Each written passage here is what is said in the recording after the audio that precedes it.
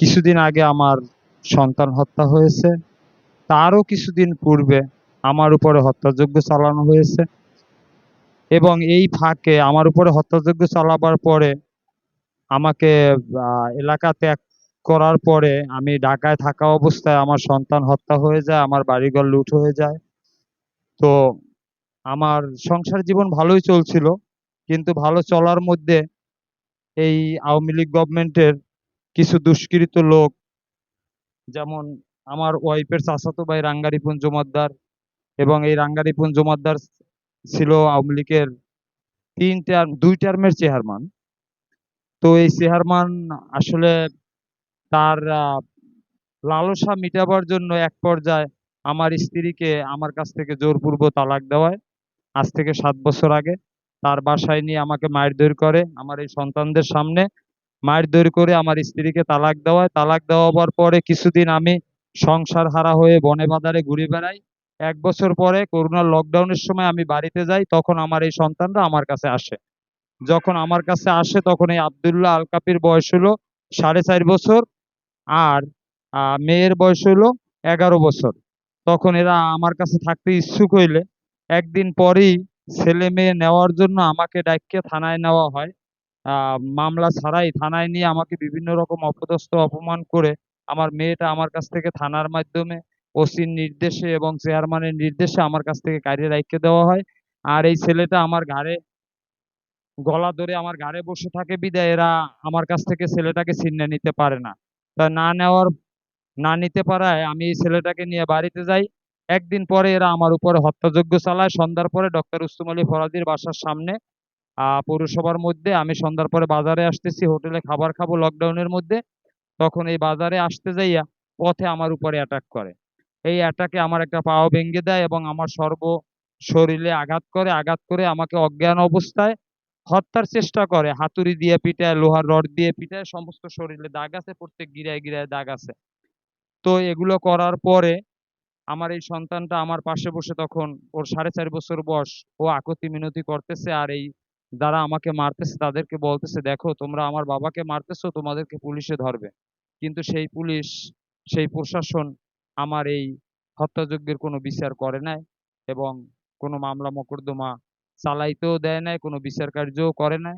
না করার পরে আমি এই সন্তানটা নিয়ে ঢাকায় চলে আসি এবং আমার মেয়েটা আমার স্ত্রীর কাছে থাকে। কিন্তু আমার স্ত্রী এই চেয়ারম্যান মেম্বার এই ধরনের কিছু লোকের সাথে পরকীয়ায় জড়িয়ে যাইয়া নিজের পরকীয়া ঢাকার জন্য ওই পরকীয়ার বলি হিসাবে আমার মেয়েকে এরা সম্মিলিতভাবে হত্যা করে ফেলে।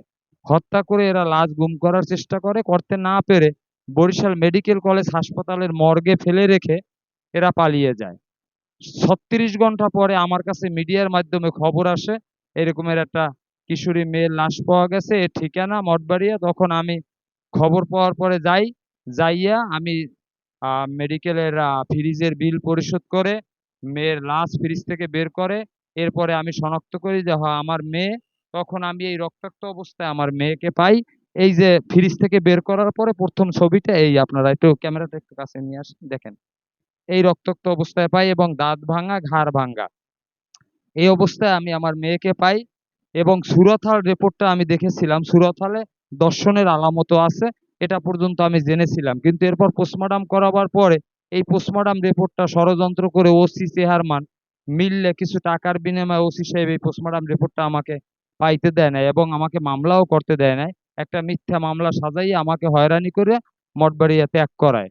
এরপরে এক পর্যায়ে আমি 43 দিনের দিন, এই দেখবেন একটা পেপারে আসছে, এই যে যুগান্তরে লেখা আসছে, মঠবাড়িয়া কিশোরী হত্যা ইউপি চেয়ারম্যান সহ 6 জনের নামে মামলা, শ্বশুর কারাগারে, মঠবাড়িয়া পিরোজপুর প্রতিনিধি। 43 দিন, ঘটনার 43 দিন পরে আমি মামলা করতে সক্ষম হই। কিন্তু ওই মেম্বার আমার মামলায় অ্যারেস্ট হয় না, অ্যারেস্ট হয় এর মা, একটা মামলা করছে ওই মামলায়। এর মাকে বাদী বানাইয়ে, যে খুনি তাকে বাদী বানাইয়ে আবার একটা মামলা ওই ওসি নিয়েছে। এই ওসি বিভিন্ন রকম প্রতারণা করছে। করার পরে আমি যখন এই মামলাটা কোর্টে দায়ের করি, কোর্টে দায়ের করার পরে কোর্ট থেকে মামলাটা পিবিআই এর উপরে নির্দেশ প্রদান করে। যখন পিবিআই এর উপরে নির্দেশ প্রদান করে, পিবিআই কিছুদিন তদন্ত করার পরে এই চেয়ারম্যান এবং ওসি এরা পিবিআই কে কিছু টাকা পয়সা দিয়ে তদন্ত থামিয়ে দেয় এবং ওসি আমাকে এই তদন্ত চলা অবস্থায় বারবার হুমকি দিয়া, এমনকি খুন গুমের হুমকি দিয়া থানার মধ্যে ডাইক্কে নিয়া এই চেয়ারম্যান সহ, এই চেয়ারম্যান, এই যে রাঙ্গা রিপন জমাদ্দার, এই একটা লুচ্চা, এই লুচ্চাটা আমারে থানার মধ্যে নিয়ে ওর লোকজন দিয়ে আমাকে বলতেছে যে তোমারে জবাই করে এই সন্তানের সামনে, এই সন্তান সাক্ষী, ওর কাছে জিজ্ঞেস করে দেখতে পারেন, এই সন্তানের সামনে বলতেছে যে তোমারে জবাই করে গরুর মাংসের সাথে বিক্রি করে দেবো যদি তুমি মঠবাড়িয়া ছাড়িয়ে না চলে যাও। তখন আমি মঠবাড়িয়া ত্যাগ করে ঢাকায় চলে আসি, আমি আর মামলা পরিচালনা করতে পারি না।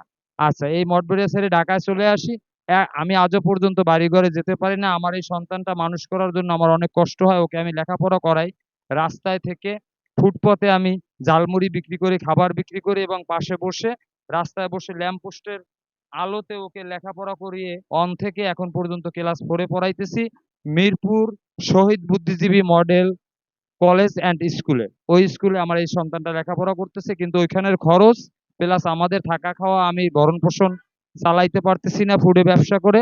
এখন আমি বাড়িতে যেতে চাই, কিন্তু আমি বাড়িতে যেতে পারতেছি না, এই খুনিরা এখনো আইনের আওতায় আসেনি এবং এরা প্রতিনিয়ত আমাকে হুমকি দিয়ে বেড়াচ্ছে।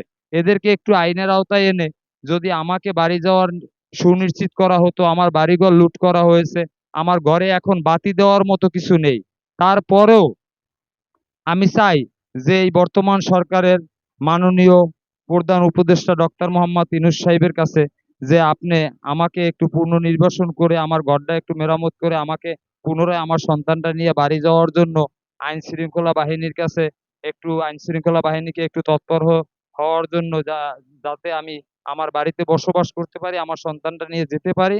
আর দয়া করে এই সরকার এবং আইন উপদেষ্টা আসিফ নজরুল সাহেব, যাদের দৃষ্টি আকর্ষণ করছি আমি, যে আপনারা একটু দয়া করে আমার এই মেয়ে হত্যার মামলাটা পুনরায় চালু করে এদেরকে আইনের আওতায় এনে একটু সুনির্দিষ্ট একটা বিচার আমাকে দেখান। আমি একজন সন্তানহারা বাবা, আজকে 3.25 বছর হয়ে গেছে আমার সন্তান হত্যা হয়েছে, কিন্তু আমি জানতেই পারলাম না যে কিভাবে আমার মেয়েটা হত্যা হলো। আমি 4 বছর আগে আমার কাছ থেকে সন্তানটা থানার মাধ্যমে কাড়িয়ে রাখছে, অথচ 4 বছর পরে আমি তার সর্বশেষ, 4 বছর পরে প্রথম যখন মুখ দেখি তখন এই রক্তাক্ত অবস্থায় ফ্রিজ থেকে বের করার পরে তার বিবর্ষ চেহারাটা আমি দেখেছি, তার শরীরে ঠিকমতো বস্ত্রও ছিল না। ধর্ষিতা হয়ে আমার মেয়েটা হত্যার বলি হয়েছে। তাই আমি এই হত্যাকারীদের দৃষ্টান্তমূলক শাস্তির দাবি জানাইতেছি এই সরকারের প্রশাসনের কাছে, যাতে করে আমি এই বিচার পাই এবং আমি আমার বাড়িতে আমার সন্তানকে নিয়ে যেতে পারি। এই বলে আমি আমার বক্তব্য এখানেই সমাপ্ত করতে চাচ্ছি। আমার নাম মোহাম্মদ মোশারেফ হোসেন, আমার বাড়ি পিরোজপুর জেলা মঠবাড়িয়া থানা সদর 8 নম্বর ওয়ার্ড, 255 নম্বর হোল্ডিং। আমি এই প্রেস ক্লাবের সামনে গেল 26শে মার্চ স্বাধীনতা দিবসের দিন এসেছিলাম বিচার চাওয়ার জন্য। এর আগে গেল বছর 26শে মার্চ স্বাধীনতা দিবসের দিন মানববন্ধন করেছিলাম এই প্রেস ক্লাবের সামনে। এর আগের বছর 20শে মার্চ আমার মেয়ে হত্যা হয়। 26শে মার্চ স্বাধীনতা দিবসের দিন শহীদ মোস্তফা খেলার মাঠে ব্যানারটা নিয়ে আমি এদের বিচার চেয়েছিলাম এবং মানববন্ধন করেছিলাম। সবাই আমাকে আশ্বস্ত করছে, কিন্তু কেউ আমাকে বিচার কার্যের মুখোমুখি হতে দেয় নাই এবং আজও পর্যন্ত আমাকে জানতেই দেয় নাই। তাই আকুল আবেদন, এই বাংলাদেশে যারা সন্তান হত্যা হয়ে গেছে এরকমের বাবা মা যারা আছেন, সবার প্রতি আমার দাবি, আমার এই ভিডিওটা শেয়ার করে সরকার পর্যন্ত পৌঁছে দিবেন, যাতে সরকারের নজরে আসে এবং আমি বিচার পাই।